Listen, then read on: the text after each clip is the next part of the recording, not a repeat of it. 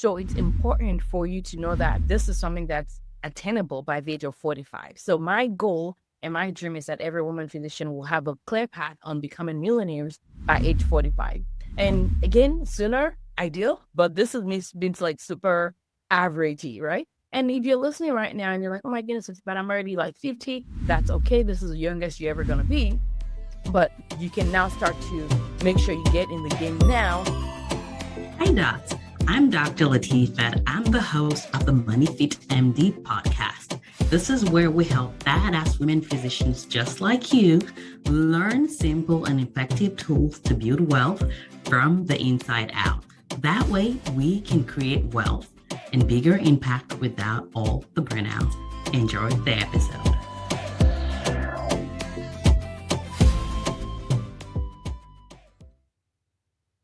Why don't we have more women that are millionaires and multimillionaires? Why does it seem like it's a whole secret of becoming a millionaire? And the truth is, it is not. It is probably simpler than you could imagine. And in this episode today, I want to show you how we can change things so that you can understand and become a millionaire sooner, faster than you can imagine without doing any sort of like weird, wrong, get rich things. Welcome, guys. I'm Dr. Latifat. I'm the coach for women physicians, and I help women the money and build the life that they want without all the burnout. For those that haven't met me, I'm so glad you're here. I'm glad you found us on the internet streets, whether you're watching on YouTube or you listen to us on the podcast. I'm so excited about that. So one of the things that happened to me this week is, for those that may not know this, I run two communities for women physicians that are growing their wealth. And one of them is called 6 to 7. This is a money foundation course for women physicians that are like, I don't know where my money is. I'm feeling overwhelmed. I want to get over the anxiety related to money. I want to have a way to pay off my debt, and I want to get started on my journey. So it's like a beginner foundation, but not basic. Okay. We really do make the shift from letting you see that path from 6 to 7 figures. And yesterday, in one of our sessions, I literally just mapped out like the most simple, the most boring path that you can follow if you want to become a millionaire. And you could do that in 10 years. You could do that. And this is like the boring path, right? For me, when we're doing our finances, it took us 5 years. So me saying 10 years is like literally, this is the slow pathway. So 10, 15 years, every woman physician can. And if you think about the fact that averagely, we're starting earning around like our 30s, right? So it's important for you to know that this is something that's attainable by the age of 45. So my goal and my dream is that every woman physician will have a clear path on becoming millionaires by age 45. And again, sooner, ideal, but this is me being like super averagey, right? And if you're listening right now and you're like, oh my goodness, but I'm already like 50, that's okay. This is the youngest you're ever going to be. But you can now start to make sure you get in the game now so that you can stop avoiding and you can actually start moving along in your journey. And so one of the things that I want to talk about today is like why we don't have more women that are millionaires, why we don't have more women minorities that are millionaires, more first generation potential wealth builders that are actually doing that concretely. But first, why millionaire? What's the big deal about 7 figures?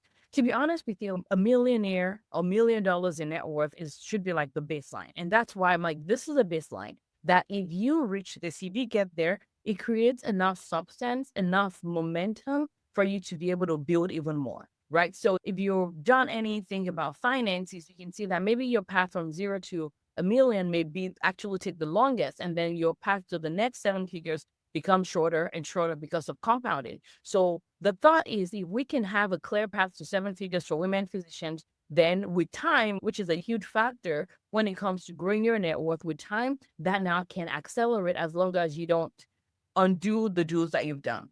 So what I want to share with you guys today on today's episode is 3 reasons why women physicians and women in general are not becoming millionaires sooner than they should be, or faster or as fast as they could.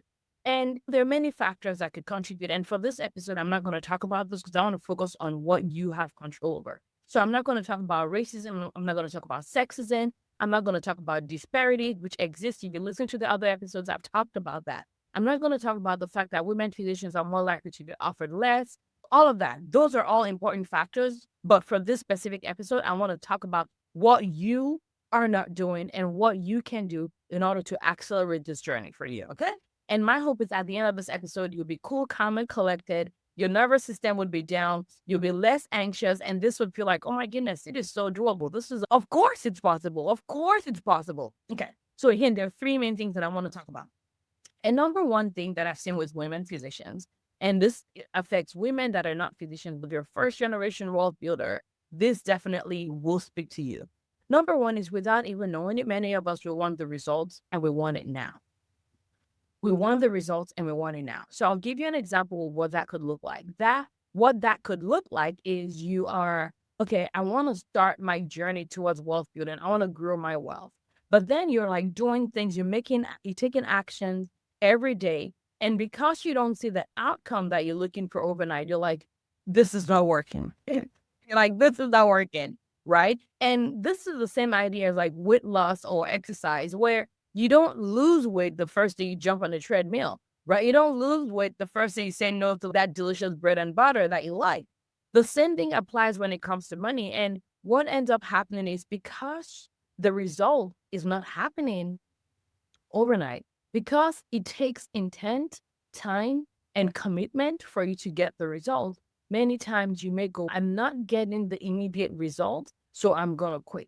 And what is interesting to me is many times when women are doing their finances, sometimes they're not looking at the numbers. They're not following or tracking the outcome that they want. So I'll give you an example. If you're someone where you're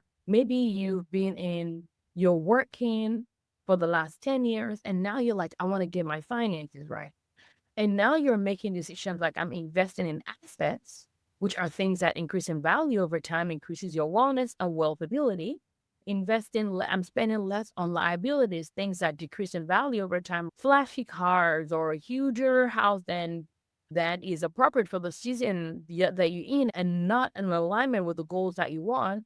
Like if you're doing that, so you may be making that decision now that I'm no longer doing that. I'm making decisions and taking actions that is going to grow towards my wealth building. And you're making those actions. And all you're observing is you're saying no to things that you used to say yes to. And you do that the first day, you did that the first week, you do that the first month. After like the first 2 months, you're like, this is not even working. But what is not working is not that you're not getting the results that you want, but it's the fact that maybe you're not looking at the right numbers. You're looking at the sacrifice, but you're not looking at the return. And that's why I like it when people have a better system of monitoring their finances, like a way to monitor their net worth, a way to celebrate different milestones. Like when I was starting my journey, I started from having like negative 200K in terms of our net worth. And y'all better believe it, when we got to zero, I was celebrating the crap out of it. Right? Because I knew where we're coming from. When some of you guys been judging and go, isn't that the net worth of a baby? Listen, some of us be like in our 30s, and go back to babyhood because thank you, student loans, right? And so that number one thing is many times we're so focused on I want results and I want it now that it's preventing us from actually staying committed long enough in the journey to get the results that we want. And another example or analogy is like a farmer. Imagine if a farmer comes, they plant, I don't know, oranges. And the next week they come there and they're like, it is not working. It is not working. The oranges are not oranging. The oranges, I can't see. My seeds are gone. I got no oranges. You'll say, but how long does it take? How long does it take? How long should it take? Is this in the season of planting? Is this also the season of harvest? Because usually planting and harvest happens in different seasons. And if you're not a patient investor, you're going to not only make mistakes, you're not going to plant like you should be planting consistently. You're going to keep looking for get rich quick schemes that's going to actually cause you to lose your capital. So that's number one is I want the wealth and I want it now. Wah, wah, wah.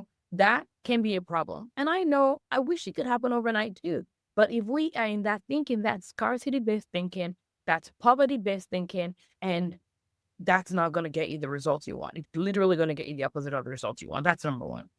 Number two is this, and this one is so true, especially, and as I'm saying this, if there's any one of this that resonates with you, you can leave a comment if you're watching on YouTube. If you listen on the podcast platform, leave a review and let me know which one of this like you identify with.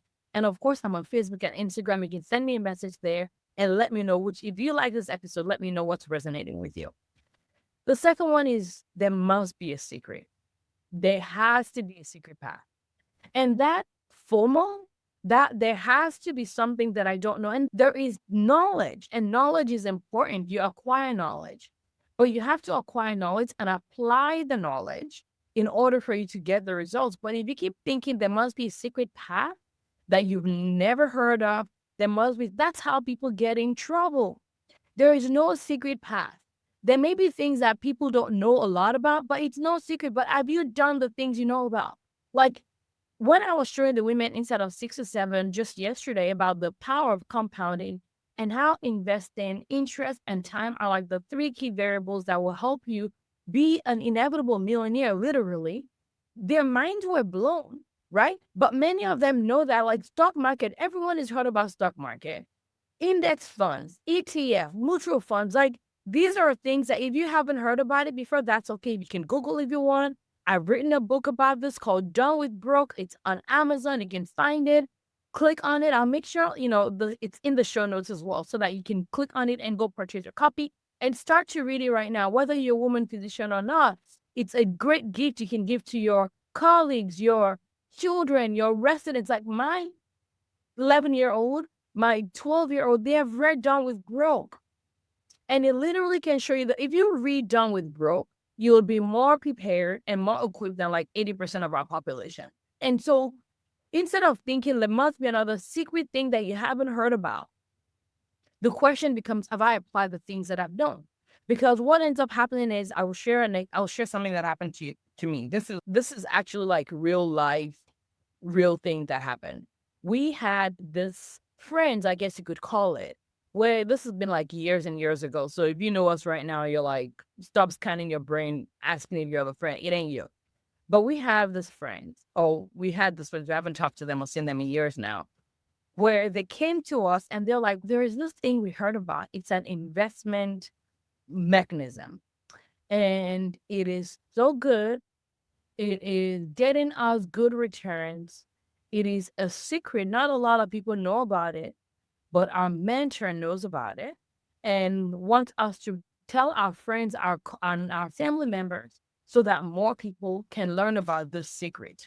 I will be honest with you. Anytime someone tells me about a secret way of investing, you've lost me. So anytime someone tells me about a secret way of investing that no one talks about, you already lost me. Again, there's knowledge that you may not be aware of if you don't know anything about finances. But if the catchphrase is this is a secret, only a few people know about this, it's like, come on, y'all, it's 2026. It is 2026. Yes, there are things like private equity. There are things like where you can become a lender. And the more you know about the people, the more you can trust your chances of return. But that is different from thinking like there's a secret path that you don't know. And sometimes I laugh in my head because the people that are not investing, the people that are not learning the foundations are the same people that are trying to get the rich quick schemes. And they are the same ones that are going to post 3 months later about how the person they got scammed. The more you're looking for secret, the more you're going to get scammed. Have you even done the things that are well known? Have you invested in index funds? Are you maximizing your 401k, 403b, Roth IRA, backdoor Roth IRA, mega backdoor IRA? If you don't know what that is, again, check out Done with Broke. Check in the comments, check in the link. You will get the whatever, you get the link and go purchase it, right? So there are ways that you can equip yourself so that you become less vulnerable to scam artists out there that have been around since the beginning of the times, and they will be around till the end of times. Okay. So number one is I want results and I want it now. Number two is there must be a secret. Networking is important. Network gives you access, but even that is not a secret. That is just leverage. Leverage is not secret. Having access is not secret. Yes, The exposure, for example, when women physicians are in our Wealth Village or six to seven, they may be like, I literally just got an email today for someone asking about a CPA. That's not a secret. There are people that I may have worked with, I may have heard great things about that I can connect you with, but having a CPA, tax strategy, the idea behind it is not a secret. Yes, you want people that may have been pre-vetted or semi-vetted to partner with you, right? So that you're not going out searching from the wild, wild west, WWW. But that principle is not a secret. Okay. Number three. And this one, you may feel this one dear to your heart. You may feel this like in the gut. And for some of you that are listening right now, your reason why you're not a millionaire while you're delaying the inevitable path, the potential inevitable path to seven-figure net worth is because you're like, right now, with the income I'm earning, I don't even feel rich yet. If I'm now investing, am I not going to feel broker because now I'm letting the money go? And that idea comes from thinking that all paths are created equal. For example, I was having a conversation a while ago with someone that was earning about $500,000 a year. This is someone that is in their about 60 years old. And she was like, I don't think I can retire because even though I've been earning that, I've not been investing. And so my net worth is not, I don't think she even knew her net worth, but I don't think I'm in a position where I will be able to retire at the age of 65. And this is someone that was earning about $500,000 a year. If you're earning $200,000 a year, that also applies to you because I want you to know that there are people that may be earning $60,000 a year right now that are like, what? There's someone that earns $200,000 a year and is still feeling tight. There's someone that earns $1 million a year and is still feeling tight. It doesn't matter how much you earn to an extent. Yes, I want you to earn all the money, but when it comes to the outcome, what matters is what you're doing with that money. And the thing is this, there are times when I'm spending money, if I'm looking at just my checking account, that is just a small fraction of my total picture, my finances. What I'm investing is usually in a different place. It's not in my checking account, it's in a different platform. So if all you're looking at is in what your bank account, but you're not looking at what you're investing, you may not be feeling as rich as you actually are. And it's funny, I was speaking in a webinar, guest, I was invited as a guest to come speak at an event, a virtual event. It was like a webinar, almost like a conversation format.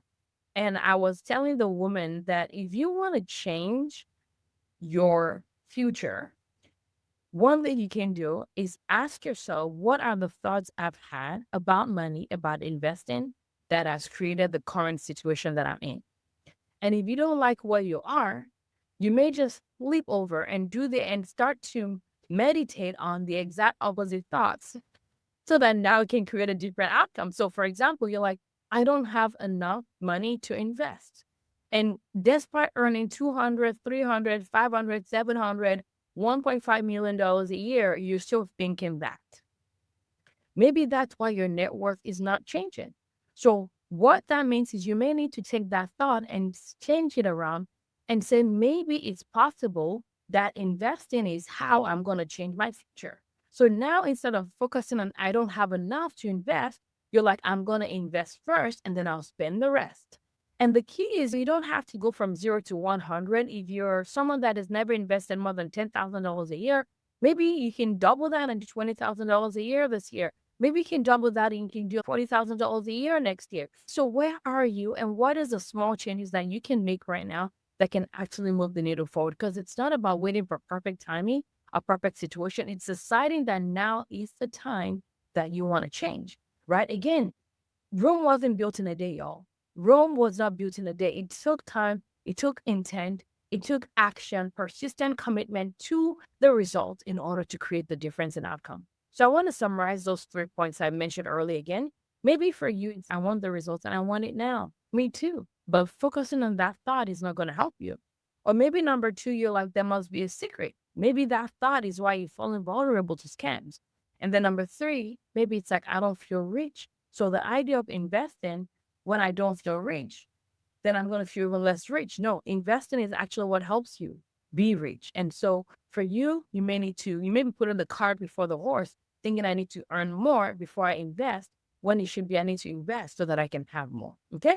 And so for you that are listening right now, If you can just change your focus and start to focus more like long term focus is how badasses grow their empire, is how net worth is grown. It's not by focusing on short term and that dopamine hit. It's not by focusing on that, it's by focusing on long term. It's by stopping the FOMO focus and just being more grounded in your actions and in your results. Yes, acquire knowledge, acquire skills, put yourself in environments that will help you grow. And then the last but not the least is just understand that investment and ownership is what creates wealth. And so the more you focus on that and less on hyper focus on budgeting, less hyper focus on I want to when I've earned enough, then I'll start to invest. But maybe now is the time to start investing. If we can do this, I truly believe that we can close the gap and have more women that are millionaires. We can close the gap and have more women growing well. We can close the gap and have more women physicians having economic power. I hope this has been helpful for you. If we can be of service for you, check the link in the bottom. So, one resource that you can take advantage of since you already listened to the podcast is you can get our book, Done with Brooke. We'll make sure the link is in the chat box. And then, last but not the least, is if you're a woman physician and you're like, Latifat, I need help, I need support, I want to learn, I'm done avoiding, I really want to accelerate the journey, I want to learn how to spend my money intentional so I can actually feel rich and spend on things that matter to me. If you're like, I want to have more margin in my finances, I want that simple, inevitable path to seven figures. If you're like, I have debt, Latifah, and I've been avoiding it, I've been judging myself, I've been hiding and just telling myself I don't have time for this, but I know that 2026 things have to change. If that's your one, you go in the show note, go to moneyfitmd.com/6T07, click the link, learn how we're working in several women physicians. And if it speaks to you, then sign up. And I look forward to meeting you and helping you become one of our inevitable millionaires. All right, I'll talk to you soon. Thank you. God bless you and see you in the next episode. Goodbye.